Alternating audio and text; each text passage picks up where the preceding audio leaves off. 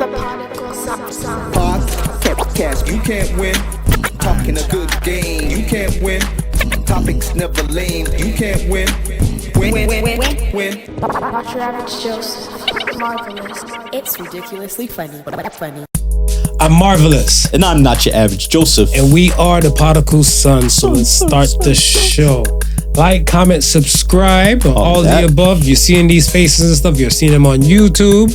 If you're hearing the kid sounds a little nasally and stuff, the man sounds a little nasally because I got my gray hairs coming in. It's coming in. Trying to compete with Not Your Average over here. You have podicalsons.com. All streaming platforms possible. That's it. We out here. So let's get the talking. Let's get the cracking. Now, Smooth and I, we were just having a conversation about the 80s, what is it? 80s baby. 80s babies, 70s child. 80s babies, 90s, and then what is it? So I was born I was born in 1985. Right. With me being born in 1985, that makes me an 80s baby. Makes you an 80s baby. Okay. Yeah. Now my consciousness and everything like that popped up more in the 90s. Right. Because I want to say, same thing you were saying before. I've listened to music and all some type of other things and stuff for it, but now my brain starts to lock in certain type of things. Right. So I want to say, like I can remember from 90, I would be in kindergarten. Chris Cross was pumping, stuff like that. You know, MC Hammer, Can't Touch This. Yeah. And all those type of things and stuff in that type of era, like I lock in more to the 90s. Right. But I identify with the 2000s because if they have a 2000s party, if they have an 80s party, because I love music, 80s, 90s, I'm there. Right. Because I remember those grooves and stuff that are, I like the way you kiss me when I'm playing the kissing game. Mother sucker. It was a game. That was real life, Marv. It was a game. We're going to get to that kissing question. We'll get to it. We're going to get to that. We'll get to it. But I'm saying like the 2000s. Yeah. Put like this. If I go on YouTube and type in like a 2000 hip hop R&B mix, right, I'm probably going to know every song. Yeah. Because I probably don't party to every song. Yeah. Like I went to like all age parties to like, I was too young to go to grown ass parties, but I got in. Those establishments are changed so they can't get sued anymore. Appreciate them. Because I remember like I went to a few places and stuff like, in Cleveland and they put like a big ass X on your hand. They're like, you can party, but you can't drink. Yeah. So I look like, you there. Older person that I came with. Buy me a drink. Bar for you. Buy me a drink. And I keep that hand in the pocket while I sip my beer, sip whatever drink. So for you were born in 70s. 70 when? 74. 74. Right. Add 5 years to that, 79. Right. So just at the cusp of the 80s. They got a friggin' word again.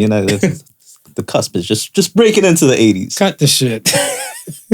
So you are a 70s baby though, because I want to say your consciousness came before the 80s came. Yeah, I'm a 70s baby, and a lot of, I'll be familiar, not probably to the fullest, but slightly. But I think as coming into my own individualism, starting to like think for myself and maybe play music for myself, that would probably have started early to mid 80s. Early to mid. So now if I'm picking the own music that I want to hear on the radio as opposed to listening to the parents' music, that I guess would start my influence. Okay. 80s people, but like I said, like by the time I hit high school, it was the 90s. Mm-hmm. And then now you're going to places, you're hanging out with friends more often than not, right? And now it's your peer is that next level of influence that you got. Right, because that's what I was going to say, like I was in 10th grade in 2000, in the year 2000 and stuff like that. So we're going out more. Like, we're doing our own thing and stuff, whatever, of course, and stuff like that. So it's kind of like we know what kind of tunes we're going to listen to and all the above. Yeah. And a lot of firsts, what were probably leading you to adulthood happened during that time, right? So it's Definitely. so it's a memorable time for sure. First, like what? Like virginity? First virginity. When'd you have your first kiss? Because I know you don't like to kiss. No, my first kiss happened before my first anything else. That was public school. What kind of kiss? You know the head shake, not side to side. It's not a French kiss, because the French kiss, your tongue did all the moving. Your head did the moving with it. Okay. There's something about you and kissing. That shit is always so funny. It's always funny to me. Anytime I need to laugh, I just think about you and kissing. And kissing? Like what? Why are you anti-kiss? Why am I anti-kiss? Yeah, I don't know. It's just it seems too personal. Have you seen too many herpes commercials or something? Probably that might be it. Mono was a big thing in my day, like 80s to 90s. Yeah, people were afraid to catching mono, and you caught mono. You knew people who caught mono? Yeah, I knew people who caught mono, and you caught mono from kissing. I'm pretty sure you could have catch mono from other means too. But I feel like people kiss like all the time. You don't even hear mono no more. Nah, you don't hear mono. Vanished. You don't hear mono no more. We beat mono, man. Relax yourself. It's time to kiss, man. We beat mono. I'm gonna kiss my wife tonight just to make sure.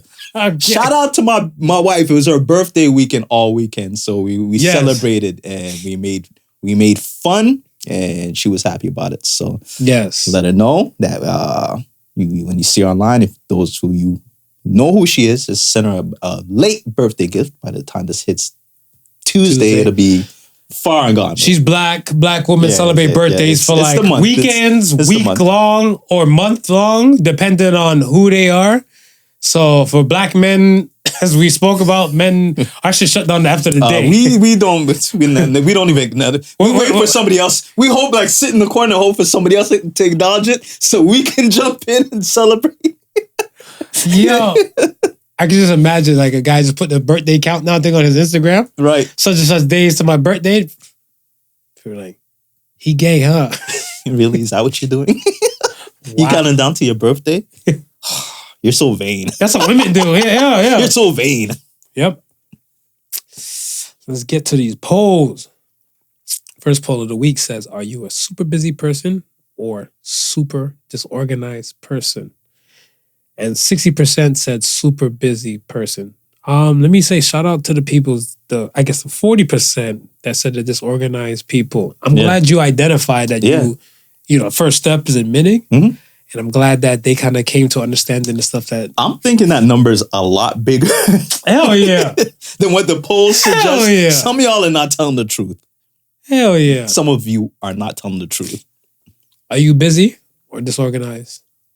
I want to say I'm 80% busy and then 20% disorganized. You have some disorganization? Yeah, I still have some stuff that I gotta work on. And then... Is it more time management? And I'm going to say time management, and not necessarily disorganized, but putting structure in place that makes time go more efficient. Let's say Fair. that then. Let's say that. That's well said. Well said. I don't think I'm that high as yourself. I want to say I'm probably about 70. Okay. I want to say 70% busy and 30% disorganized. Okay. And is it the same thing? Is it disorganized or stuff that you realize you can make more efficient? That. Okay. Because even like working out. Right. Working out and stuff like that. We spoke about working out, things that you want to do, but you got to and stuff like that and everything. And I kind of quantified that as, like, I want to say for myself, this is what I do. So I have the convenience that I walk to work. Right. Right?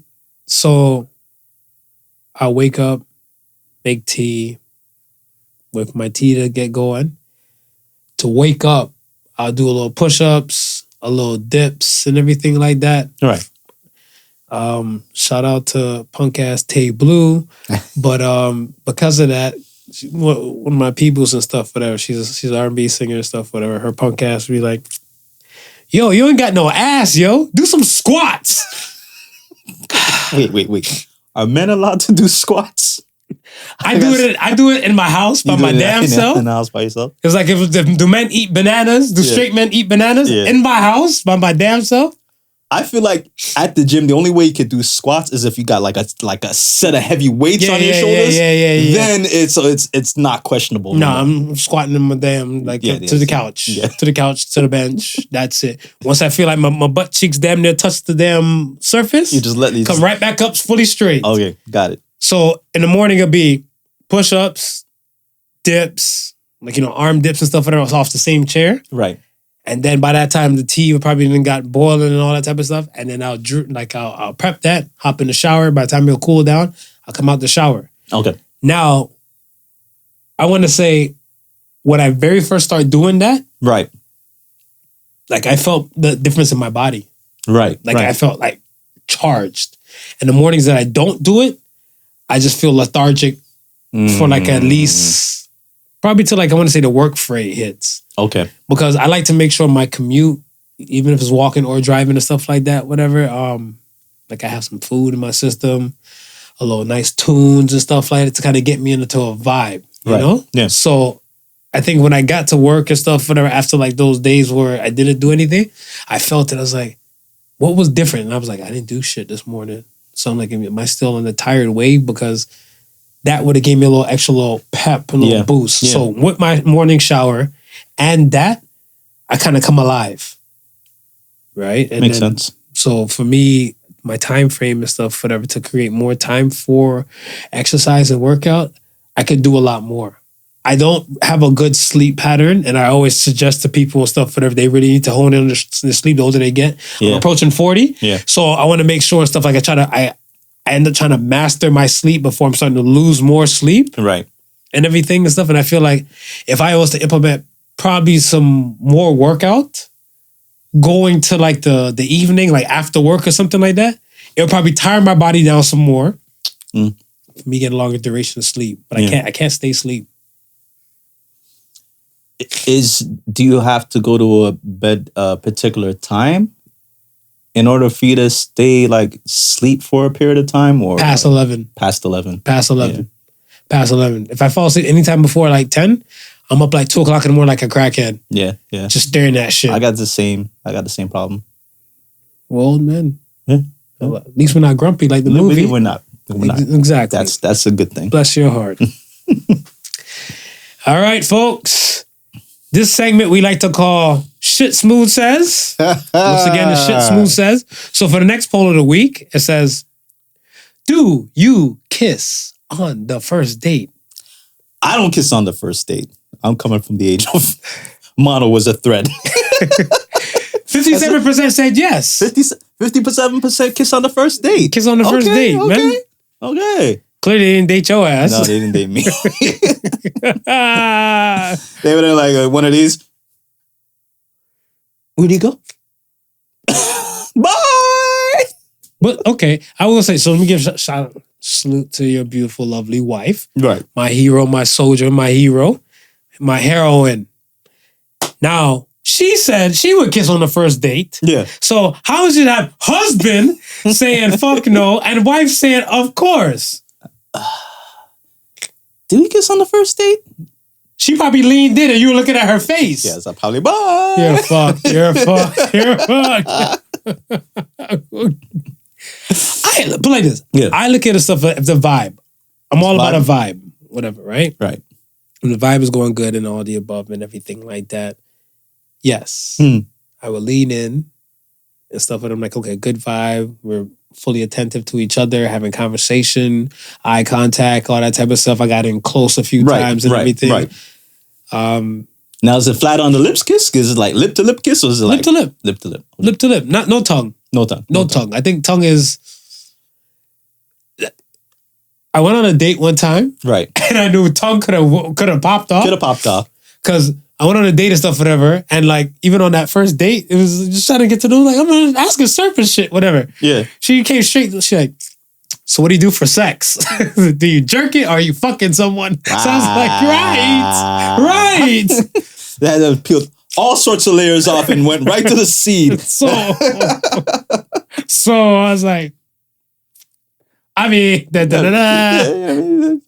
implement tongue later. Right. So I look at like the vibe. And if the date is not going to that level and stuff, whatever, I'm not even going to push that. Okay. not even gonna push it and stuff for that. But if it's like a, I mean, back in the day, it was typical like a kiss on a cheek when you're saying goodbye. Like, but I mean, to me, that was at the same time. Like you could kiss during the greeting on the cheek when you're at the beginning of the date. That was a time. Would you kiss on the cheek since you don't like kissing on the lips? Yeah, kiss on the cheek's fine. You kiss on Yeah. So because that I still look at that as like a greeting. So okay, more you than guys, like something personal. You guys meet up on the first date, right, at the restaurant. Right. She don't trust you. You still trying to get to know her. Yeah. So you guys both agree to go to the restaurant. Right. You see her stuff initially and stuff like that. You kiss and hug. Hug, and I guess the hug would kind of, I don't know, kind of give you that key if you can move in and do the side to side kiss. If the hug's a little standoffish, it might just stop at the hug. But it's hard to read women. Well, even back then it was hard to read women, but even more so now. Now today, even more so now today, I think. Ain't shit change. I would agree with you and stuff for that, but I think I just go with the hug. You'd go with the hug. I go with the hug. Yeah. And I give it like an embraceful kind of hug, so it's not like a like what's up, my nigga? Like what are them? Dap and tap yeah, dap and tap. Like it's be like, hey, yeah, how are you? Yeah. Wow, you smell nice, right, and everything like that. Then be like, all right, release. So then like I said, and then the flow to go of the whole date notion and stuff like that. Just press on the lips. Yeah, that's it. Not in your world though, but not in my world. So you don't kiss fuck buddies either and stuff like that. Like how is it? No, fuck buddies. No smooch, no cooch. No. Like that like you don't care. Like what am I getting all romantic for? That's not what we're here for. The romance date and the romance kiss. That's something that's been established over a period of time. You have to preheat the oven before you stick anything in there. Yeah, you know that, course, right? Yes. How do you preheat the oven if you're not gonna kiss? With my handy helpers. This fucking guy. So your head's way over here, way up here, twisting knobs, diddling Skittles. You know what it is too, and a lot of heavy breathing through the nostrils and the warm air on the neck and the ear. But you don't need to kiss, brother. This fucking guy. You don't need to kiss. I'm telling you. I'm so glad Marv's not going to get cussed out for this episode too much. You're not getting cussed out. Yeah. At times I kind of like when they make you into villain of the week. Because they always expect me to be villain of the week and they look like, well, damn, we didn't think Marv was that wild. But here is somebody to beat him. Listen, man. Kiss. You got to break my inner circle to get one of those. Song says, you kiss me when I'm playing the kissing game. Hey, he put game at the end, man. I can't take him serious. Oh, my God. I can't take him serious. What happens when you're serious? Is it still a game? Are you still kissing? Yes. I mean, there was a lot of women out there with mono. A lot of men, too. You are a 70s baby. We beat mono in my time. I'm a 70s baby. My time, we beat mono. I'm a 70s. Mono. Do you ever wish that you didn't know some of the things that you knew? Like even like the whole ignorance is bliss? Yes. Yeah. What was that recently? Like the last thing for you? Certain food. Monsieur, please explain. Well, nowadays it just seems like everywhere you go on IG, somebody's some health conscious nut. So they're always bringing up something that's like detrimental of a food that you grew up loving. Yeah. Well, of course. Oxtail? You talking about the oxtail? The oxtail post. You're holding on to that, boy. The oxtail post, man. I'm like, what y'all have against oxtail? Talk about it, man. Talk about it. Tell us how you felt when they fucked with one of your favorite dishes. Listen, I agree. And it's a love-hate relationship with oxtail because I remember growing up as a kid, like my mom would cook it. And she would go to the butcher's and she would get it for free because it was discarded. Must be in the 70s. Yeah. It was discarded. No way 80s. Discarded meat. Nobody thought that it could be a delicatessen. I mean, pretty much it's slave food. If we think about it, it is. It's slave food, right? Is. So you know what? We just got to put handiwork to it and make this shit taste good. And it's always tasted good to me. So now, once Caucasians started frequenting Jamaican restaurants and realizing, hey, this shit is good. This shit is good. Poppin'. Now it's become something that's more popular. Now it's the butchers like shit. I can't just be giving this away now. I got to be selling it. To now, it's one of the most expensive pieces of meat that you could possibly buy. That's crazy. I always look at this stuff as where... Okay, let me ask you this. What other slave food do you think probably transcribed to be now up there in price besides oxtail? That's a good question. Because, and this kind of goes into like the whole contentment, right? Happiness and contentment thing and stuff, whatever too, right? Right. Because I look at it stuff as where Black people for centuries, especially under the slave trade time and stuff, whatever, were giving scraps and they made the best of it. Out of it, right. They made something out of nothing. Right. And now it got them to that point where it's looking like, oh. And I always think about Paul Mooney's line and stuff, whatever. Like, yo, when white people like some shit, they gonna come and take it from you. And here comes oxtail now, whatever. They start liking it and everything like that. And I look at stuff like, I feel like chitlins is a slave food. I don't fuck with chitlins personally. Right. I was gonna say chitlins, but is it at the point now where it's like surpassed being slave food and enjoyed by the masses, or is it still like a black down south thing or a black southern thing? Some people in the north and stuff do it too, but I guess they have origins from the south. Right. Not my forte and not my circles and stuff that I've been in. Like, yeah. I couldn't tell you. I went to somebody's house. I know in 7th grade when I was living in Miami, I went to this guy's house and stuff, whatever, and his parents were getting ready to cook it because I think it was getting close to the holiday time. Right. And the house smelled like hot ass and like burnt leather. What exactly is pig intestines? Okay. All right. Makes so sense. like Is that what what Jamaicans would consider tripe? Or along a similar needs? Close. Not entirely to me. Because I think tripe and stuff, whatever, is more the lining of the cow. Okay. And then this is more like the straight intestine, a large intestine tubing. Right. So they cut it, clean out all the shit. Right. And everything like that. Then they do their thing and stuff. But the cleaning out. Yeah. Yo, that house didn't smell fun. Like we walked in, I was like, ooh, why your house smell like this? Whatever. And they're like, oh, they making chitlins. I'm like, the fuck is that? So they just buy the raw intestines with shit already in it. And then they gotta... Because I think most of I'm assuming most of those butchers and stuff that do mess with that and everything like that, whatever, it might be those throwaway parts like you're saying. Right. But I think it'd be a situation where like, these are the butchers, not like a grocery store type of thing. So they will cut and dice and say, keep this, use this, trash this. Right. And I guess they probably just cut it in segments. Right. And then wrap it up on that little styrofoam tray with the plastic. Yeah. Because it's just like shrimp. Yeah. Some of the shrimps and stuff, they don't come deveined. And some shrimps and stuff, whatever, I always call like the shit, with the shit backs. Some people don't clean out the front. No. I clean out the front and the back. So a lot of people don't realize that front need cleaning. The front need cleaning too. The front need cleaning too. You know, but I look at stuff, whatever, I'm like, and some people just don't do it. Yeah. Right? So I'm like, I guess they don't give a damn. So they might be the chitlin eaters. Chitlin of the sea? That's a chitlin of the sea? Ew. Don't say that. I don't want to eat shrimp no more after you saying that. The chitlin of the sea. Ew. Yuck. Bastard. Did it ruin it for me now? Oh, man. I don't know, because I look at like certain things that I wish I didn't know that I knew and stuff, whatever, is I want to say pertaining to like, let's say Black history. Let's say this. I saw Roots one time when I was younger. Okay.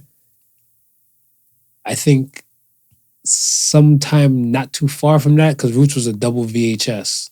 Right. So, old school. Roots. And then I think I saw Mississippi Burning like close by it. That was a deep movie. Right. And something else is the funner. Probably somebody must have mentioned that, whatever, like I was mentioning in conversation. Right. And they must have mentioned like another movie is Time to Kill. Time to Kill. Time to Kill. When they raped Samuel L. Jackson's daughter. Yeah. Well, after like those 3 flicks and then get like a little lesson from like older relatives and stuff like that, like how, you know, I had white friends when I was younger. I still have white friends to this day, but at that time and stuff, whatever, like 2 particular, salute to Eric and Matthew. They were 2 brothers and stuff that kind of lived right. They played with all the black kids because there was no black kids who lived in the hood. Yeah. Right? And I looked at them a type of way for a bit. Because you know what you know now, it kind of fuck with your psyche and stuff like that. So, and I realized that I probably didn't treat them the best for a while. Because of it. Right. And there's a lot of things and stuff. Whatever. I have friends who are quote unquote woke now, you know, as older adults and everything, you know, our peoples. Every now and then it'd be like, yo, oh, you want to wear that because it represents the colonizers? You know, the ones that go in like that, like, yo, chill. Like, you know, they're not all bad. No. They're not all bad and stuff, whatever. You know what I'm saying? I'm like, you can't fry them with... And a lot of them have been as dumb to history as we have been. Yeah, like, I look at it stuff as that if you identify, and this is for the non-black folk, if you identify that you do have a little privilege against people who don't have it as good as you, you're good enough to me. Yeah. Because I want to say your awareness and stuff is at least there. Yeah. Some people stuff is just blinded to the fact. Yeah. Yeah. Right? That like, oh, there's no such thing as privilege, there's no such thing as this, whatever, like this shit and still implemented to this day. To this day. So I look at this stuff as where like now I take things with a grain of salt and I do research on myself for myself. Right. And then I go back and stuff and then I realize stuff like, again, this is maybe a descendant of the person that did all these type of stuff. Like, you know what I'm saying? Like, do you crucify every Caucasian person you meet with the last name Crow? You'd be like, were you related to Jim Crow? Like, no, you shouldn't, right? No, you shouldn't. Exactly, because that could have been just a common name, but just one person kind of make it kind of bust through. Right. Like, I know a few kings, like besides like the ones in the family and everything like that. Do I treat them like they're Martin Luther King's descendants? No. No. So I look at it like that. But a lot of things I wish I didn't know that part of the racist stuff and the slavery shit. Yeah. I don't want to be dumbfounded or like, you know, flabbergasted when like, it finally comes to me. Right. But I feel like I would have it preferred like in different doses. Like in smaller doses. When you finally came to that realization, like when you got hit with that, your first hit of it, were you able to look back at certain situations that happened to you that were racist, but you just didn't understand that they were racist at the time because you had no knowledge? Of course. Yeah. Because if, let's say, that whole Mississippi Burning, Time to Kill movie thing with the roots and all that type of stuff, so I was in 5th grade, maybe 6th grade. Right. And in 3rd grade,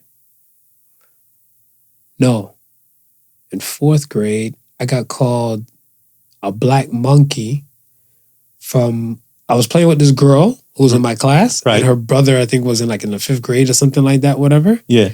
And he's like, get away from my sister, you black monkey. Right. Right? Shit bounced off me like air. I didn't know. Of course. I didn't know and everything, like, because I'm going to say predominantly my area stuff was black. We had white friends and everything like that. The whole coon concept, you know, porch monkey and all that type of stuff was far removed from my head. Yeah. And everything like that. And I think the gym teacher heard. So I think the gym teacher heard and stuff, and the gym teacher's like, you know, like grabbed him. Right. And then grabbed me and stuff like that. Well, didn't grab me aggressively, but grabbed him. His name was Coach Berg. Coach Berg grabbed him aggressively. Yeah. And like kind of dragged him to the office and it kind of took me to the office and stuff like that. I'm like, I didn't do anything. He said something. I didn't say anything. Right. So then when we get to the office, he's like, you need to apologize to Marvin now. Right. Yeah. So I'm looking like, you're damn right. You need to apologize. I don't know what you need to apologize for, fucker. I don't know what it is, but you need to apologize. Like, damn it. And then they were like, like, I guess the secretaries and stuff like that. And like the assistant principal, I know she was black. Right. Right. And she heard what was said. Yeah. And she came over to me like, she was an OG. She like, baby, are you all right? Yeah. I'm like, yeah, I'm fine. Like, you know what I'm saying? So she looking like, you don't have these talks at the house? They call my mom. Right. My mom, she's a single mom, hard worker. She's like, the fuck they calling me for at my job? They're like, he must have done fucked up and did some shit. So now I'm getting shook. And I'm like, I don't think you should call her. They're like, no, we got to call her. Yeah. They explain the situation and stuff like that. And then the school paid for a cab and sent me home. And then my mom had a talk and stuff, whatever, because my mom, back in the day, she used to, my mom has a collective of friends from all over. Right. So one of her good friends, I can't even remember Joshua's father's name and stuff like that, whatever, but he had a son named Joshua. And Joshua and I always used to play together. And he was Jewish. Yeah. We always play and all the above. And hell, even like one of those classic embarrassing photos, there was a photo of him and I in the tub. Right. We're both in the tub and stuff like that and everything. And I was like, oh shit. Like we went back. We went back. Yeah. My mom said, I don't care what kind of woman you bring in the house and stuff, whatever. She's like, she could be pink, black, purple, whatever the hell. Yeah. As long as she respects where you come from and loves you, that's all that matters. So my mom was pro-human and that's how I was raised and that's how I was built. That's how I was raised too. I mean, with my mom and my dad, it was mostly the immediate family that was around me that was black. Of course, I grew up in Toronto and in a neighborhood on a street where I was maybe one of 2 or 3 maybe black families, and the rest was majority Caucasian. You had some South Asian, right? But I mean, so I always had a mixture of friends growing up. And you know what I mean. So the early childhood days, majority of my friends were not black, right? And it wasn't until I got into like junior high, you know what I mean? And it's like junior high, there's an amalgamation of different areas coming to one school. Is when I started realizing, no, there's pockets where are considered hoods. That's where most of my people were. And I didn't, like, that was a shock to me. Right. That was a shock. It was his home, his neighborhood. Right. I was just, oh, so this is what they mean when they say they're from from the hood. And this is what the hood looks like. It's just one particular set of people, right? I tell you what blew my mind even further. So coming up now in age now, when I was, I want to say around the age of 17, 18. Okay. When I used to work at Upscale's Barber Salon. Okay. Right? On Weston Road. One day, we were just sitting down and we were just talking about the cars that are passing the city. It's funny because we can't go and see 3 cars passing without a black person being in the car. I was like, wow, shit's changed, because it's before, like I said, Weston Road itself, that strip was predominantly white, right? So you would never see that. Then when I got to about 1920 and I went to go spend 1920, the year or the dress? The ages of 1920. Yeah. When I left and went to go stay by my aunts in Queens, New York, I think I was there for about maybe 9 months. And the first time I sat down on the porch outside, it blew my mind because I'm now in a residential neighborhood and everybody's black. I don't see, like, and when I say everybody's black, I don't see no like one white person walking. Male person and everything included. Every you know what I mean? It's a mixture of black and Hispanics, but majority of the neighborhood was blacks, except for the corner store. Hassan was East Indian, but like I'm saying, that was a shock to me because I'm like, okay, like I'm used to black people not owning houses where I'm from. Majority of my friends who I knew, who I grew up with, who were black, They were all from like buildings. You know what I mean? It had some of them that, you know, they grew up past the building stage and they moved out to the suburbs. Like Brampton was a popular place for blacks to make that trek. But otherwise in the GTA or within Toronto, Scarborough, Etobicoke, downtown, anywhere I had friends, they were a majority in buildings. So when I'm now in Queens, I'm like, yo, black people own homes here. Say it loud. Yeah. I'm black and I'm proud. And it's exactly like I felt that. Like I felt like, this is nice to see this. Of course. To witness this. Of course. Right? That's why I'm a big fan of representation. Because like when you can possibly see yourself in something, it goes a long way. Yeah. It goes a long way. Definitely does. It definitely does. Yeah, I think one of my boys, he I think it's a show called A Warrior. So it's my boy Benji. He's Asian. He's Thai. And I think HBO has a show called A Warrior. I think it's like an early Bruce Lee kind of series or something like that. And he hyped that thing up crazy. And I was looking like, yo, it's all an okay show to me and stuff like that, right? Yeah. But I was like, I get it. It's a representation and stuff because now you can finally relate to possibly something and stuff like that where they kind of know and understand like your origin story because it might have been something similar to this. Yeah. And I said it to him, I think like after like I probably got to like the third episode and I said that to him, he's like, that's exactly how it is. Yeah. Because he's like, yeah, like if you're used to, picture if you were one of the people that were living in apartments and stuff, here you go stay with relatives that have houses and all of that. You look like shit. It's possible black people to own shit. Mm-hmm. Mm-hmm. What about some of the conspiracy shit? You wish you never knew. Birds are not real. They're drones. Yeah, that one kind of freaked me out. Now I look at them to see how long it takes for the wings to flap. If they flap at all. But I don't see them flap at all. I'm heading inside the house.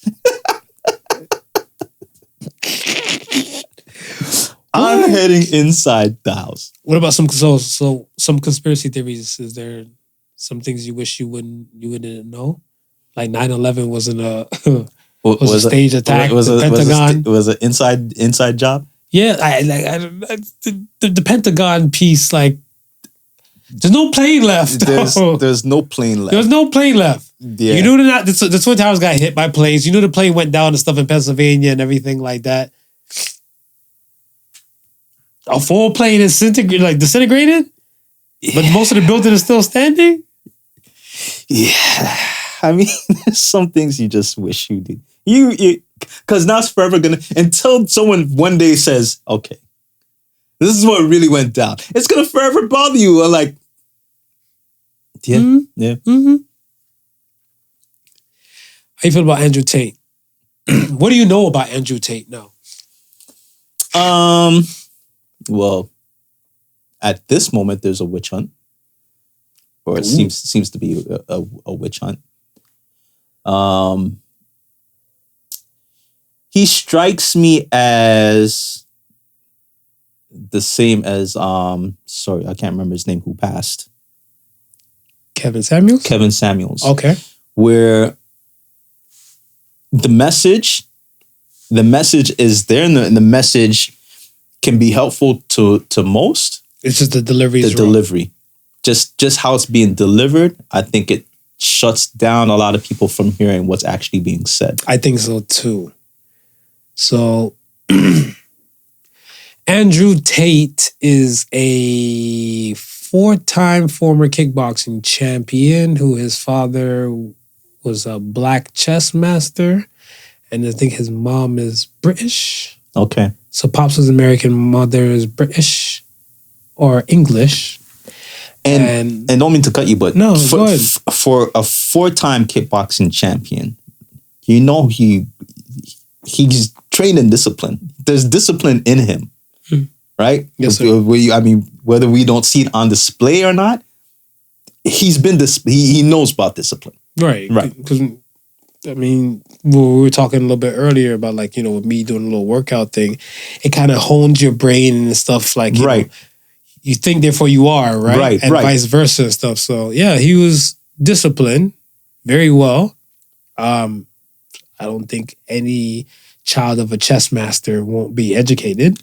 I wouldn't think so either. Will verse in his brother and himself. I think fast forward after the kickboxing stuff, he started making a few Trump tweets and rhetoric and stuff whatever, supporting Trump. Right. Then I think he was on Big Brother, and I think they kicked him off Big Brother because they heard that he put his hands on a woman and everything like that. Right. And that's when I want to say like the name kind of just starts sticking and going deeper and deeper and stuff into everything. And he's had a social media presence from back then. Yeah. From back then he had a social media presence. Now he's at a point where he's bad on platforms. It's like he's bad on the gram. Right. TikTok. I believe YouTube. I believe YouTube too. I believe YouTube and stuff for that. So I think he can't directly post content. Right. I think it's more so if he's featured on somebody else's content, where you would see him and stuff for that. Right. But he has his own business too. It would be interesting to know if the content that he's featured on, because YouTube will do something like this. They'll let the content ride, but they won't monetize it. Yes. Yeah, so because I know a few people who've had like content that's questionable, and they said, YouTube just doesn't monetize those ones. Mm-hmm. Yeah. So I think that might have been more part of his case and stuff for that. Now, to bring everything he is the most controversial man right now. Right now, yeah. I think if you don't know who Andrew Tate is and stuff, whatever, I want to say you do live in your own type of world, but him and his message and stuff is a force to be reckoned with. Right. I say that because... I mean, it's at the point right now where they're in the British House of Parliament tabling bills for schools to teach... the Tate theory? Deconstructing Tate and moving them from young, impressionable minds. That. Yeah. Because we always state the education system and stuff is failing people and stuff in North America, but the British, they're looking like, this motherfucker right here. We don't like what he's saying because he's, I want to say he's basically like forming a militia with the young men. Yeah. Yeah. He's forming a militia with the young men and stuff, whatever. Like, I want to say there's good and bad to it. It's a double-edged sword. Right. I feel like they're now focused. No. And more honed in to like doing certain type of things and stuff like that. And with the Hustlers University, they're getting paid. Yeah.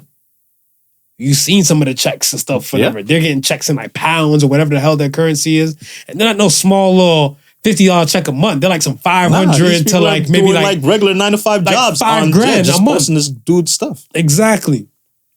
He got arrested. Right. In December for the whole thing about allegedly kidnapping and a woman and all that type of stuff. Released his brother. Yeah. I think the following day or the day after and stuff, whatever. They said they were going to hold him for 30 days. Right. This might slow down some of his stuff. Highly doubt it, because even just the Hustlers University website itself, that right there brings him an income of stuff of over 50 million, a year. Easy. My question to you and stuff is that, like, the dangers and stuff of like the rhetoric and how, like, certain things could be conveyed to a non-trained mind. Right. Do you think people like Andrew Tate can be stopped? No. In today's time? Not in today's time. Especially when there's ways for their voices still to get out. As much as you're trying to shut it down. I think I learned that from Trump. I was going to say, what's the difference between Tate and Trump? I think I learned that from Trump. I mean, look how much stuff they banned Trump from. It's the same situation. Same similar ideas where people were they would say, okay, well, I'm still going to post my Trump stuff. They weren't even getting paid. And you see, with Trump's side, I feel like because of Trump, where we're more looking at the political side. Right. So the Giorgia Meloni types, the other lady in France stuff who's coming up to battle Macron and everything like that. I feel like that we're just looking at stuff on the political side. Right. But if you minus the political side, which like that Tate stuff is on, you can basically move the movement because they look like you're not going to run a country. But if he's influencing somebody that might possibly run the country and stuff, whatever. Right. I don't think it'd be far off to say Andrew Tate might have launch codes. Listen, it's when you say that and you think about it, those who are in college and universities, right? The prestigious ones, their mind is being trained a specific way. Yes, sir. So when they come out into the real world now and they're ready to take over from the old guard had already made sure whatever thoughts is that you're coming up with, they're not far from what we were already thinking in the past. Like the Lenins, the Karl Marx, those type of things, the Nietzsche's. When things get when ideas of like when they say like socialism, right? Or when they say like Karl Marx, Marxism and that stuff, yeah, like right. Like certain things are taught in schools, right? So you have that understanding, and when you leave with that understanding, and you go into the real world setting with that understanding. So if they're watching it in like the universities and colleges, they already know, okay, he's going to be a Democrat or he's going to be a Republican based upon the values that you're being taught. So when you come out now, they just pluck you. They're ready to pluck you and put you in position and put you in places, right? But now you got this Andrew Tate who's from public school or from elementary school all the way up to university level, changing how these men think. So now, while you may think that you have a socialism or a Marxism guy coming, you have a Tateism coming out. Yeah, I think they get some people, even Mr. Beast.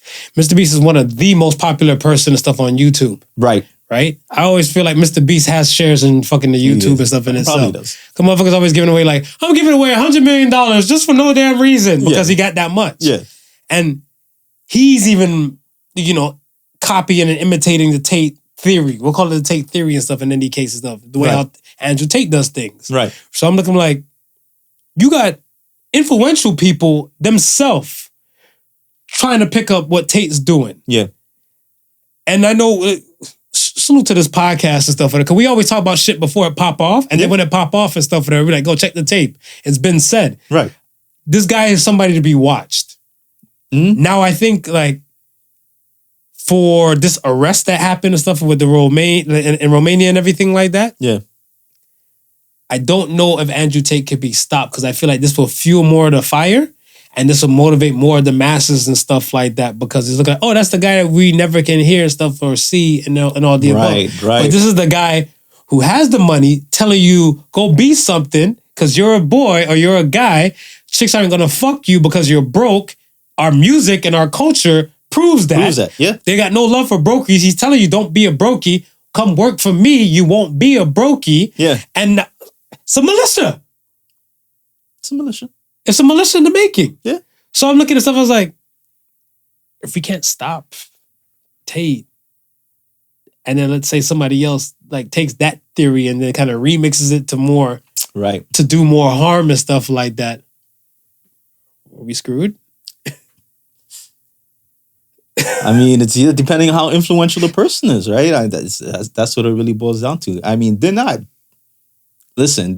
stopping Andrew Tate because they think he's misogynistic. Grab her by the pussy. That's misogynistic as it gets. As it gets. They're not stopping him because they feel that he's misogynistic. No, they're stopping him because they know he can influence the masses. And it's exactly what you say. They don't want that. They don't want you listening to him. You're breaking structure. I think the funniest thing and stuff is that when I went to Google in the autofill in the search bar, I typed in A-N-D, and he was the second thing that dropped besides the word and. Yeah. And I was like, I'll be damned. Well, when this whole thing went down with in Romania, all you kept hearing was the most searched individual of 2022, right? So by you even on the news saying that, The person who does not know who he is about to go search. Pick up their phone and is about to go search. Who the fuck is so? No, you're not killing that movement at all. I mean, the only thing left to do is just silence him. I would say, if they want to silence, they'd have to silence him. But that, you know what I mean? What kind of silence we talking about? Conspiracy theory? Conspiracy theory. Choo choo. Okay. But again, is he forming a hydra? Is it a hydra thing at this point where you cut off one head, another head is just around the corner to pop up? Do you think it's at that stage yet? Might be. But I think with him and his intelligence, he doesn't reveal too many cards and stuff like that. Like I remember one time he was on some show, and again, you don't know if it was fact and fiction, but it's kind of like when you have this much amount of money and influence, I feel like it's more fact than it is fiction. So the man made a statement in one podcast he was on and said, I'm that person they call for big shit. They call me 3:00 in the morning for extractions. Right. Never heard a regular person say that shit before. Somebody might call me 3:00 in the morning like, yo, I'm having car problems. Yeah. Yo, such went to jail. Right. He got some bail money. Mm-hmm. Extractions. Yeah. I haven't got the extraction. I've never heard nobody say that in a regular conversation. So he's like, I'm the one they call for. I've never had to, get out of bed besides the wife and she knows not to ask any questions because I'm on the extraction mission. You know when you watch the movies, he gets the call. Okay. He doesn't say anything else. Okay. He put the phone down and get up, dress, suit, the wife just go back and act like she don't know what's going on. Yeah, I've never been that guy. No, I'm not. No. I was about to say, would you at least kiss your wife goodbye? Yes. Yeah, bastard. Yeah, kiss her goodbye. Okay. Yeah. Long enough? Long enough. She don't got no mono? She ain't got none. We beat mono. In case you didn't know, in the 90s, we beat mono. Fucking guy. But I look at it stuff as where, back to Tate. I feel like the Hydra level, I don't think he exposed his parts and his pawns and pieces. And I think that's what a chess master does. You don't reveal too many of your moves. They try to use a lot of the stuff that he says like in public. Right.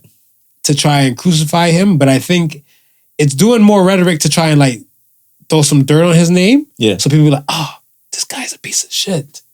But then you're going to have that 1-2 like individuals that kind of has like their own state of mind. Like, I want to say, they're not in the group think.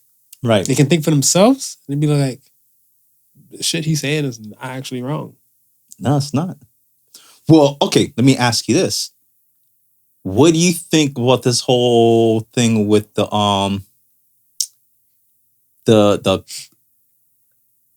college professors, I don't know what you would call it, but the group of them threatening to take away Jordan Peterson's license if he doesn't take media training? I think it's fuckery. Like my personal take on it. Yeah. I heard it loosely and I shrugged my shoulders and stuff to it because I was like, in the world we live in is hypersexualized and hypersensitive. Right.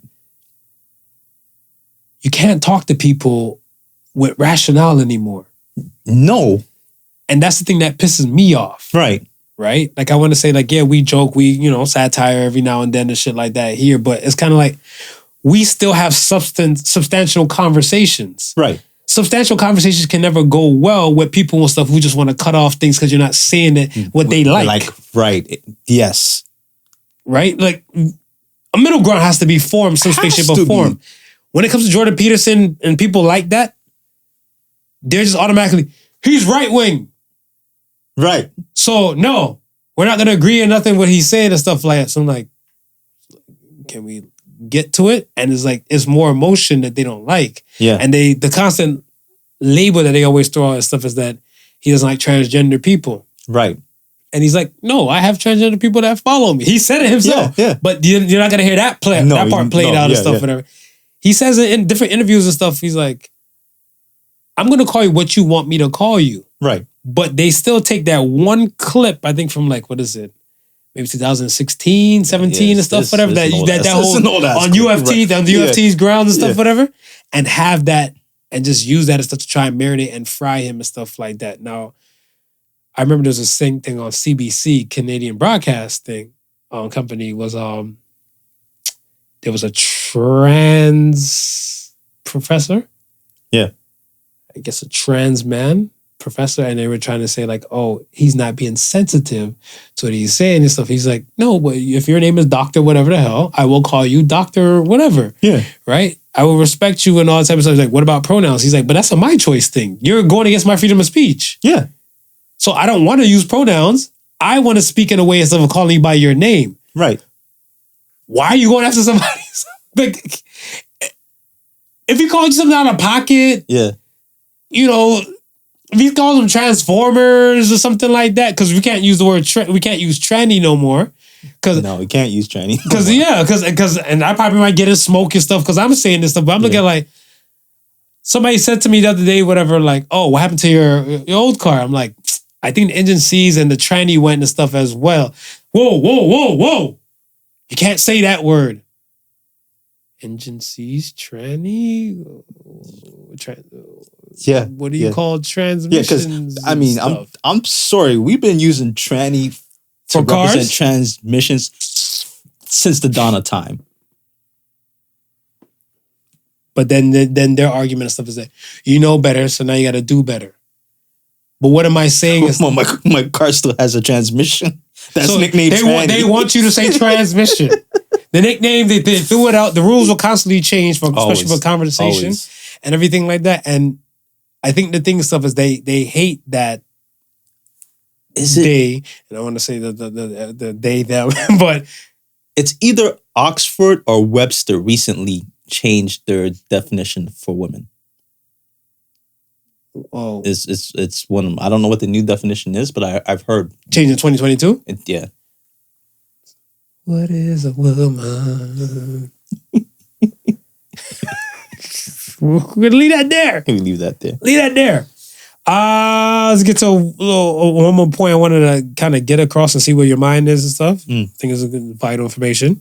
When you win, everybody wants to celebrate with you. When you lose, do they pick you up from your loss? Why is it that doesn't happen a lot? It's kind of like Smooth gets on and stuff like that. Yeah.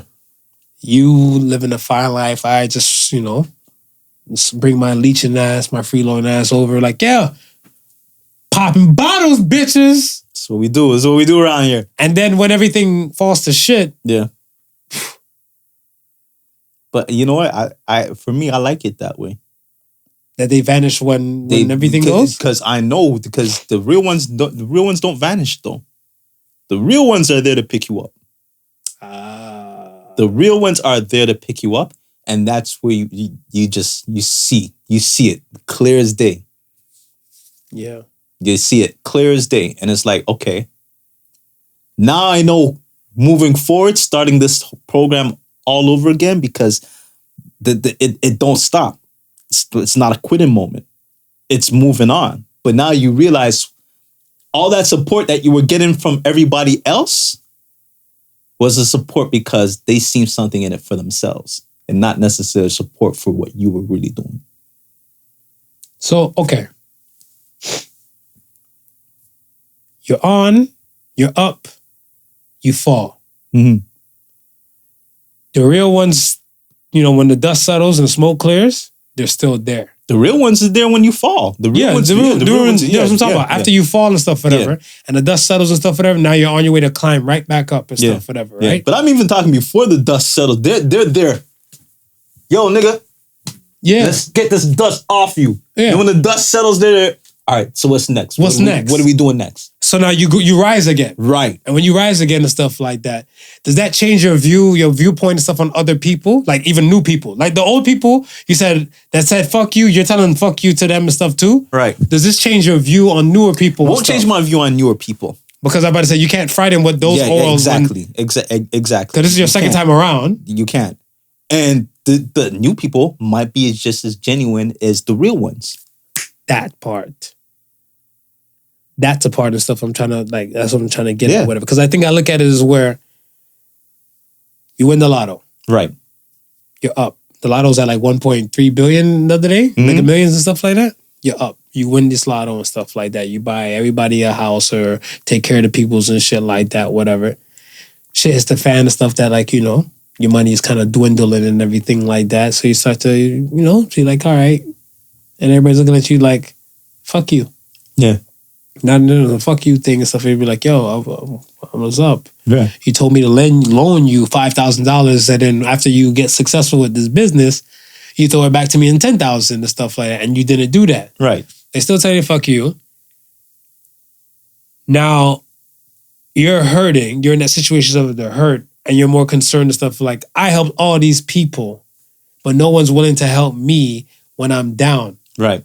What's your state of mind and stuff in that moment? Oh man, you feel bad. You feel low, man. I think right there you feel low. But again, that shows you they were never meant to rock with you in the first place. You know what I mean? And you might have a feeling of regret of even putting them in positions, because it's clear that they didn't think about you the same way. You have to hug that. Yeah, you have to hug it, right? It's clear that they didn't think of you in those regards. Sucks. But it's a lesson learned. Fair. Then you gotta learn it. You learn it then when you can cut your losses and move on, as opposed to them continuously leeching on you and you never learning that lesson for you to stop the leeching. Well said. Well said. You're wise beyond your years, kind sir. Because you were a 70s baby. Nothing. It's grace. I'm a 70s baby and it's grace for nothing. I didn't kiss in my early years. Bag of shite. Get to a question of the week. Question of the week. Which is more important to you? Happiness or contentment? Happiness. Ooh, talk about it. I think if I'm happy, I can be content with anything. Now, I can't do it the other way though. I can't be content and the contentness is not bringing me any form of happiness. I'm just, at that point, you're just going through the motions. So now if we're going by dictionary standards, happiness is more of a momentary kind of thing. Contentment is more of a steady flow. Right. So I would take contentment over happiness. You would take contentment over happiness? Because my thing is, if I have a steady flow of like satisfaction. Right. And then I have a little wave of like, you know, like a good time or a great moment or something like that. Yeah. And it's that. I'm okay with that. Now, if you have no contentment, right, and you're just living low and you just wait for these bursts of happiness, I always feel like those people are always chasing the dragon, chasing that high. You get what I'm saying? Because it's kind of like you're waiting for another eureka moment like this. Yeah, but it might never happen like this ever again.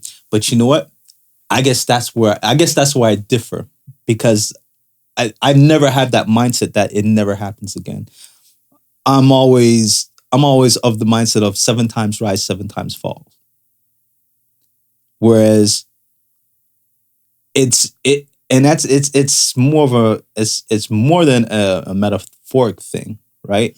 Because even like if you study like the Hermetic principles, one of the principles is rhythm, right? The ebb and flow. If it goes out, it's got to come back. If it comes back in, it's got to go back out. Contentment is part of that, right? It's just like how you're saying, like if you can ride with the ups, you can ride with the downs. You can ride with the ups, you can ride with the downs. But there's that middle ground where it stays constant. Correct. So I'm like, well, I'll go chase the happiness because I know there's going to be sad days. I know there's going to be bad days, but it's the mindset that I'm going to carry with it through those times, right? And if you know, if you're out in the middle of the ocean and you know the wave is coming in, you brace yourself for the wave. Correct. Right? If you know you want to go out in the ocean, where you brace yourself for the wave, and when the waves come out, you let the wave take you out into the ocean. So that's how I always look at things. I was like, for every disappointment, there's a reason. There's got to be a reason. It's never going to stop me from doing what I'm doing. My purpose in life is to be happy and enjoy the shit out of it, because I don't know what stop is next. So you know what? Let me make the most of it. I don't want to be content because I feel like if I'm content, I'm always gonna be having the notion or the thought in my head. What if I did this? Or what if more? What if I move myself beyond contentment? I won't know that if I just stay content. I feel like a lot of people still put the contentment and stuff with settling. Yeah. And people don't like that S word. No, people don't. They don't like. People don't like that S word. They don't like settling, and modern women don't like the word submit. But those are two S words that, like, you know, you can piss off the modern woman with today. He said that. It's like that now. Is what you want to do? Good shit. You had me at the beginning of the show. I relinquish that statement. No, I'm taking that. Fuck that. I let it ride. I look at it as where there's a level of happiness. Yeah. I feel like happiness is a fleeting thing. Mm-hmm. And I think if we were content, you can brace for the happiness and stuff. Like, I feel like I said, like, I have it like on a graph or a chart, like regular life. Right. Contentment. Right. So then when you get these happiness moments and stuff, whatever, I want to say you're probably just scraping over the contentment level. You know what, but if you're here... You know what contentment's like? Contentment's like when we were talking about the Capricorn, the Tropic of Capricorn, the Tropic of Cancer. Between the bad lines. Yeah. Just like that. Yeah, we're just... It ain't gonna go too far here. It ain't gonna go ever past it right there. It's gonna stay right there and dance around the equator. And you know those people are the happier people? Yes. You know they're the happy people? Some motherfuckers is not content. They over there happy and smiling. No matter how hard life might be, they still with that smile and they keep it pushing. Mm-hmm. The settling thing, settling or contentment word that they do with the words association between them. Right. I don't know who's baked it into most people's minds and stuff, whatever, but not all of us are going to be, I'm going to say, great at everything. No. And I think certain people, it's going to be a tough reality for certain people and stuff, whatever. I feel like certain people have to make peace and say to themselves and stuff like, yo, like, motherfuckers might think they're a 10. Yeah. Right? They might just think they're a 10. Yeah. They think they deserve a 10 or 11 or a 12 of a person. Right. If they really and truly break down like their personality, their character, their looks, break it down to like the minute detail, would they still really believe that they're a 10? Probably not. Exactly. Probably not. So now if they luck up and stuff, whatever, let's say they realize, come to realization and stuff, whatever, they're a 6.5 and stuff like that, right? Right. You're not really worthy of a 10. Would an 8 be something wrong? It's still higher than what you... Still, yeah. You get what I'm saying? Yeah. But then some people look at it like, why I gotta settle for the 8? I don't want to sound like a woman. Why do I have to settle for an 8? Because you know what I'm saying? Because I keep it deep, Mark. No, because he doesn't mean you women. I don't mean all. He doesn't. Some. So I look at this stuff as like that contentment, the settlement, and everything like that. Like, no. The older I get, I realize stuff like the happiness moments and stuff. Mm-hmm. I cherish those things on a whole nother level. Oh, for because sure. when they come, I want to say maybe because I'm so content with life. You're right. And I know everything and stuff like my contentment and stuff, I guess, is not really flat plane like this. It's kind of like a hill kind of way going up because that's the way I choose to live my life. Right. To write these chapters and stuff in the book of Marv. Right. It's going like this. So then when the happiness comes and stuff, whatever, I'm even more ecstatic and more appreciative of it. Do I try and chase those dragons and stuff like that? Probably not. Because let's say at when was your big birthday thing you had here at that time? Was it a few years ago? 2021? Yeah. That was what birthday was that? That was, I think, my 45th. Do you think every birthday party you're gonna have is gonna be packed with people like that? No. Lit with people like that? No. And that's what I'm saying. Some people will still chase the stuff that high. Be like, my 45th birthday, I had all these people here, barbecue, drinking, fun, family. Yeah. Your 50th might not have that. No. Are you gonna be upset now that your 50th wasn't like your 45th? No, I wouldn't be upset. Some people would be. Yeah. And that's what I'm really honing into, whatever. Like, it's okay to be content. When you get these happiness moments, cherish them, live in it, embrace it, go through it. when you come off that wave, like I said, happiness is a momentum type of thing, a moment, right, momentarily thing. It's okay to be content when you come off that happiness wave. Yeah. And that's the TED Talk, the Fred Talk that Marv has to say. Like how Not Your Average trying to lynch my ass after we talked about roots and all that bad shit earlier. I come in with chains and whips. And now we're rappers and everything, and everybody's whips and chains again. Yeah. Let's get to the Ask the Sons. First Ask the Sons of the week comes from Ja Brown.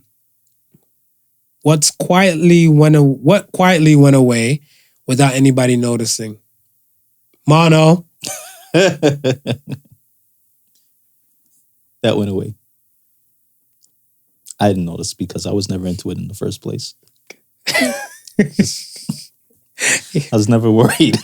These lips. You know, you remind me of one of those older people that just live in the mask. They'd be like, "You're outside." No, I'm wearing this mask. We beat Mono. You can kiss now. No. You know what we were talking about the other day? And here in Canada, the penny's gone. Penny. Yeah. When's the last time you even thought about that? A penny or pennies? Or Canadian penny? Just having pennies on you, like. Well, I go to America all the time. Right. Okay. And penny's still in rotation and stuff. Okay. It's just a burn when you got to come back with it.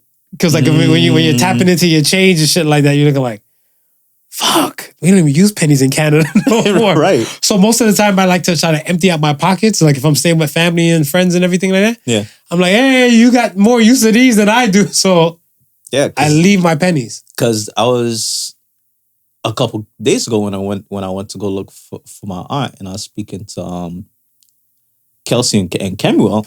They had brought it up, and it's like I was like, my mind hasn't even been on pennies since they phased them out. Since they talk about phasing them out.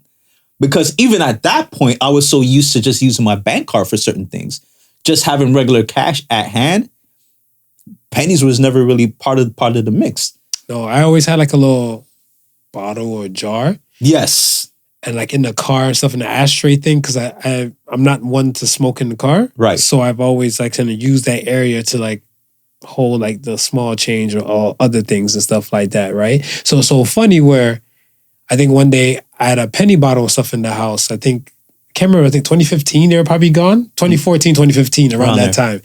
And I remember I was filling the bottle and I had the bottle of stuff like almost damn near to the top. And then I was like, oh shit, I got some stuff in the car. And I went there, cleaned out that change and stuff like that too. And when I took it to the bank, the lady's like, because they had a machine, like a Coinstar machine. And she said, oh, you're in luck because we were just getting ready to get rid of this machine and stuff, whatever, tomorrow. So I was like, for real, for real? She's like, yeah. So I made use of it. And I think I told like, the wife at the time and stuff, and I'm like, yo, whatever you got, wherever, today's the day. Yeah, you just gotta get rid of it. Other than that, they're now giving you different type of banks that might have it. Right. And then they're all gone. Yeah. So even a place where that Coinstar thing and stuff wasn't a bank, I went back to that TD. That's it. Just open space. They probably put brochures there. I wonder what they did with all those. Do you think they probably just melted them all down? I mean, copper can go far within wirings and everything like that. So I feel like copper goes well. Nickel itself, nickel and cobalt, that's used in most of the metals and guns. So they're never going to fall short of stuff on that. I don't know. Are the loonies fully gold coins? Or are they like gold plated type?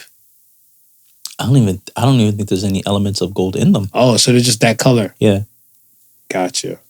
It's an interesting. I'll check it out, but I don't think there's any gold in them. Okay. Next question comes from UPS Bully. What is too old for 30? What is too old for 30? For somebody who's 30 years old. Dating wise or in general? Just in general. Just blanket. What's too old for 30? Crying about a past relationship. No, it's never too old. Really? It's never too old. Really? Grown men are crying out here.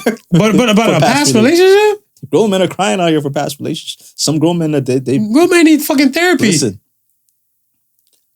I remember when I was again 19 and 20, and we used to go to you keep saying like it sound like a fucking year. Shout not ages of 19 and 20. Shout out to Mr. Blacks.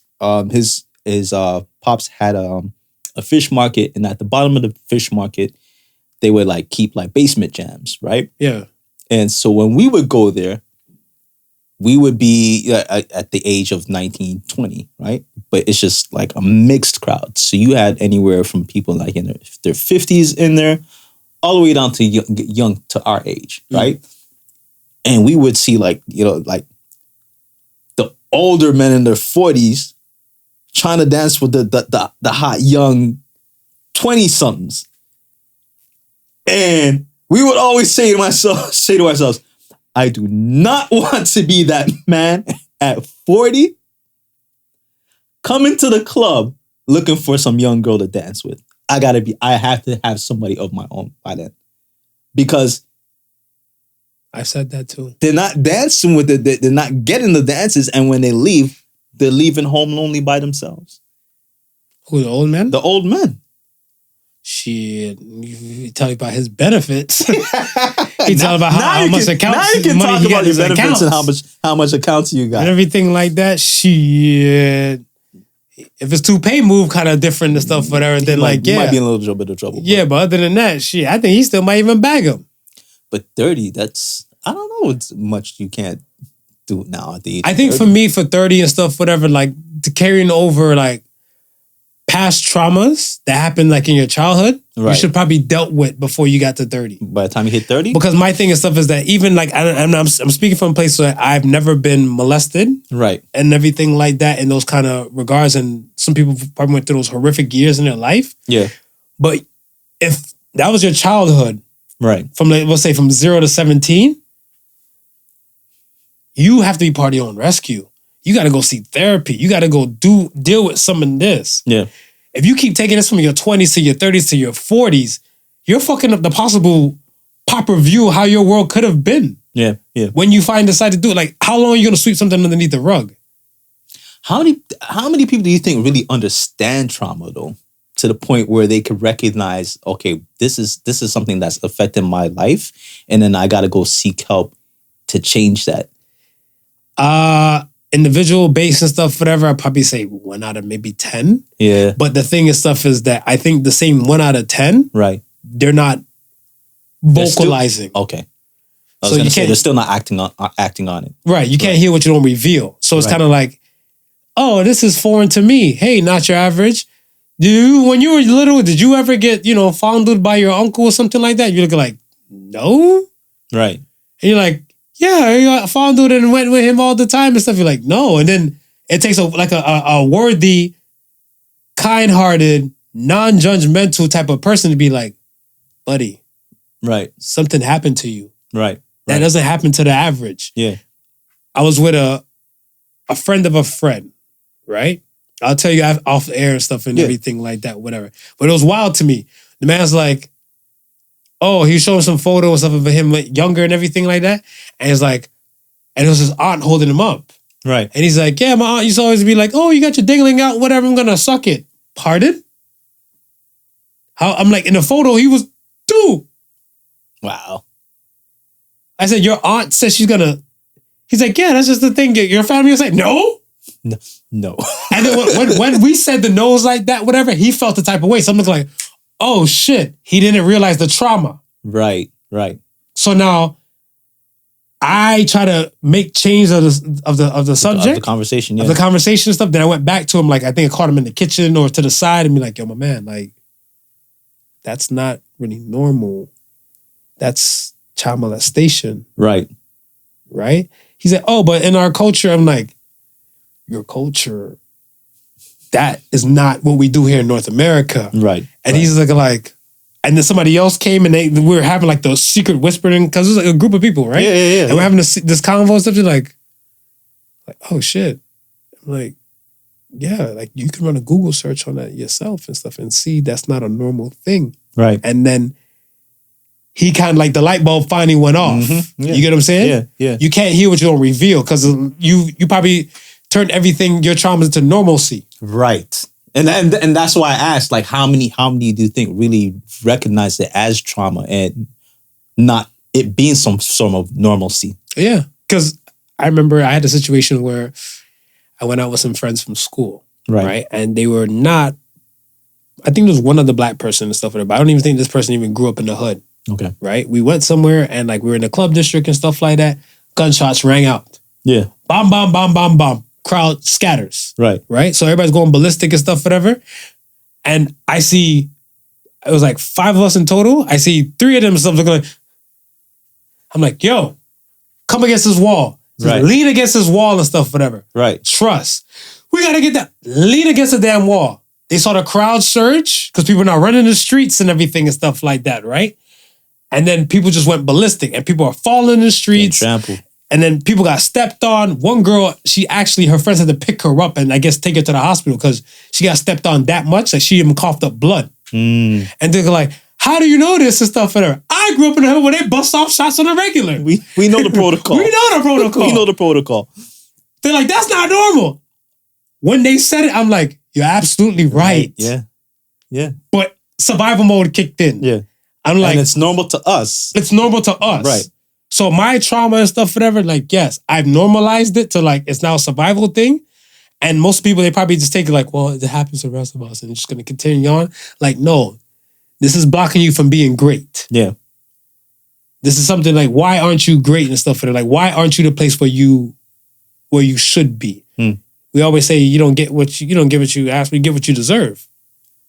It's funny because, I mean, so by the time they hit 30, then that should be something that's... Yeah, that's something they have to examine and look at and stuff, whatever, right? Right. Like I look at it stuff is where, for myself, am I in dire need of stuff of therapy? No, I'm just joking. No, but am I shunning therapy? Fuck no. Yeah. I can't wait to go to therapy. I'm trying to treat therapy like it's a Dubai trip. Right. For myself personally and stuff, whatever, right? I look at it stuff as that I've been blessed. And this is me and my contentment, whatever. I've been blessed with individuals and stuff, people like you in my life, certain other people and stuff, like the list will go on, like your wife including, my girl, tons of people. Yeah. Right? I've been blessed with a life and stuff that, one, I'm a vocal person. Right. And if I don't get something and stuff like that, my God, put people like you and other individuals and stuff and like, you know what?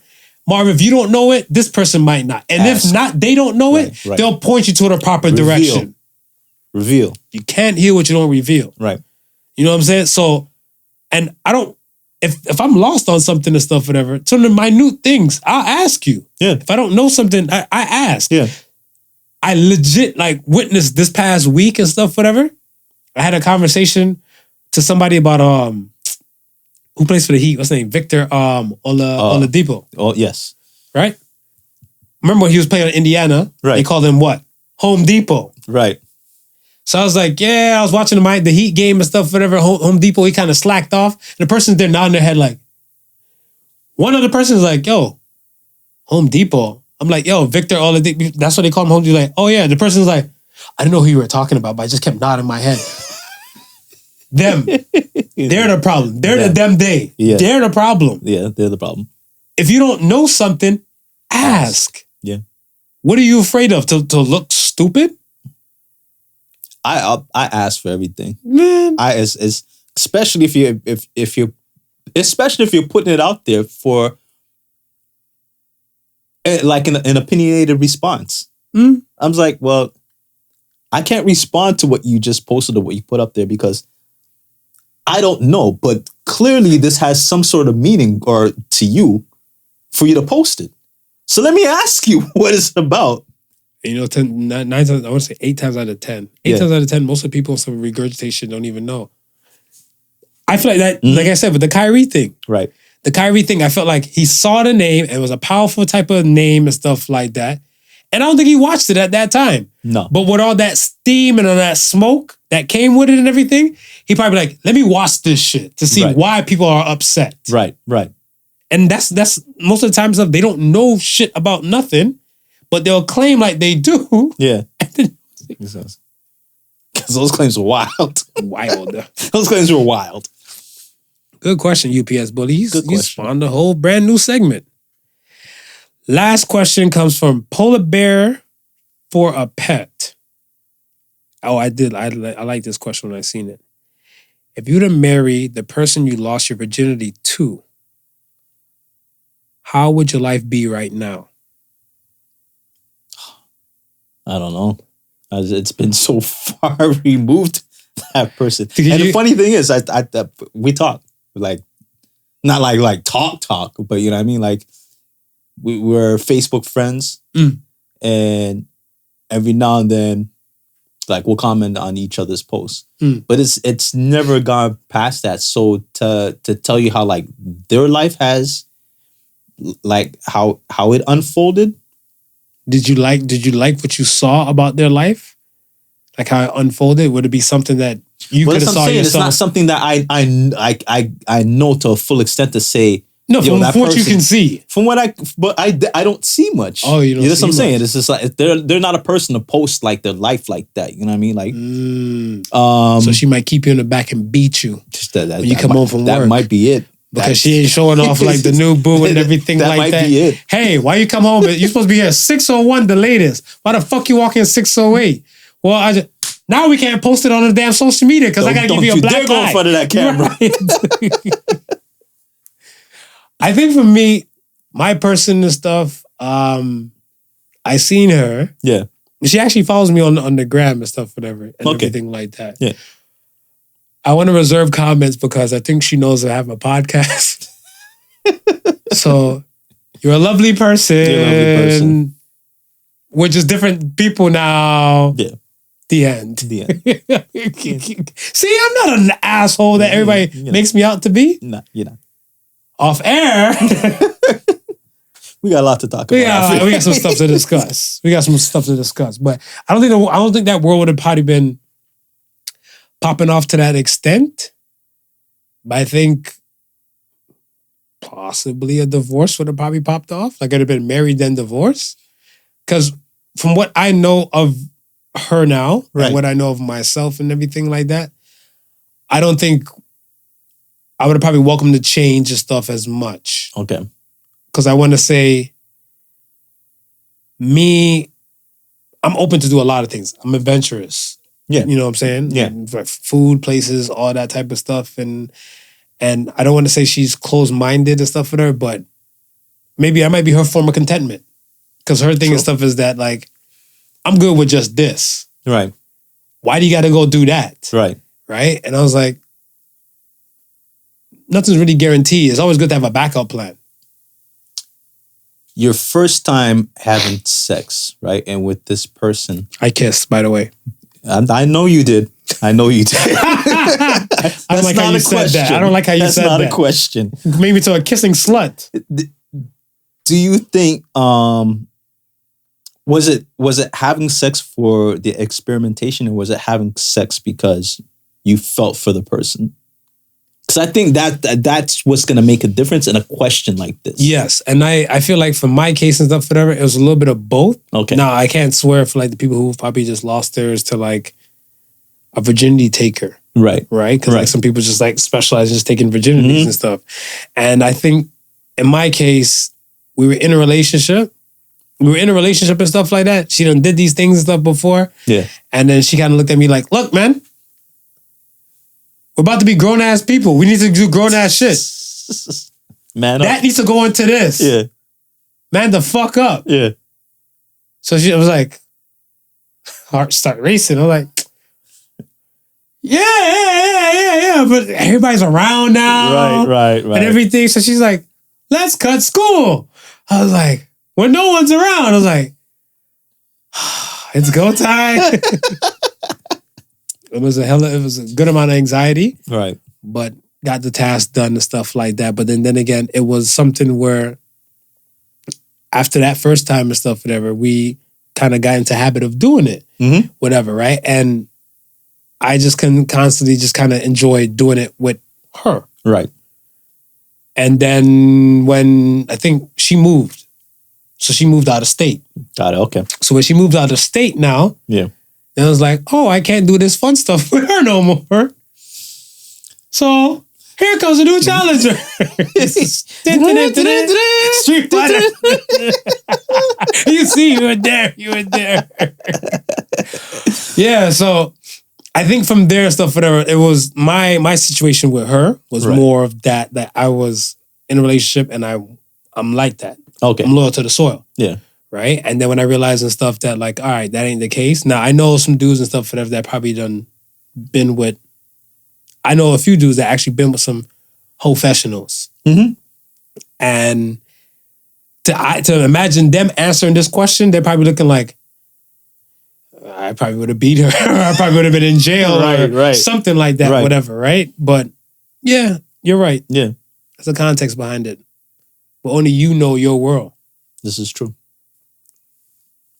That's it. That's it. Hooray, Pshaw. Today is the day. We are here. Let's wrap this up with Associated Sons this week. All right. Associated Sons this week and stuff. To the dyslexic folk, it was posted. It was posted. It was posted. Yeah. But we thought you might need the new year, new inflection in the voices. Right. And the reasoning and the logic behind it. Yeah. So I mean, and some may not follow the page was posted on. So exactly. This might be true. Fresh. This is true. So if you're not on the Facebook or the Instagram, this would miss you. But if you're listening, we're there, and don't hesitate to come by, join the polls, and see some of the fun stuff. You know, I treat it Eddie Murphy style, where I always tell people and stuff like, "Hey, come to the page, like a few things, get wet if you want to." You know, that's it. That's you all know what I mean. I might make the cut for you. I might turn you on. He might turn you on. It's whatever. Either or. Just come by. Just come by. Associated Sons this week says, regardless of strength, one beam cannot support an entire house. Associated Sons. I feel this is my take on it, is that a lot of times we keep looking at, and I don't want to just always say like dad or man, but I just feel like the dad is always normally the fixer in a nuclear household. Right. Something doesn't go right, ask your father. Right. Something needs to be paid, dad. Right. You know what I'm saying? There's always and stuff and everything like, and I feel like it's components and stuff. Now, there's other worlds where there's moms. It might be a single parent household, or it might be the mom might be the one leading the forefront of it and everything. But I'm pretty sure that person doesn't want that whole burden to them damn self all the time. Yeah. We need to have something in place to know for a fact that we are a team and we're going to do this and stuff together. Yeah. We're going to share some of this burden, share some of this weight. We're going to get this shit done. Right. Because we're a team. Yeah. A lot of times when it tends to go to that person, I feel like resentment forms, and then they want to stop performing and functioning like a team. Yeah. Yeah. I mean, even if you just visualize it, like the one pillar holding up the foundation of the house. Jeez. Looking at all the other pillars, just chilling. Doing nothing. Holding a plant. Just doing nothing. Piss off. Yeah. Yeah. Piss off. I see it. I see it. So yeah, that's it. We are here, folks. We are here. We bring this to you. This is At the End, my friends. Take it away, not your average Joseph. Once again, folks, thank you for listening to the Podical Sons. Remember, like, comment, subscribe on all platforms, podicalsons.com. We are there. All streaming platforms, search Podical Sons Podcast. We are there. YouTube, you can see these faces.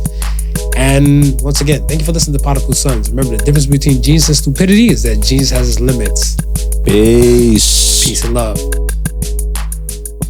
The Podical Sons was not your average Joseph and so fucking marvelous.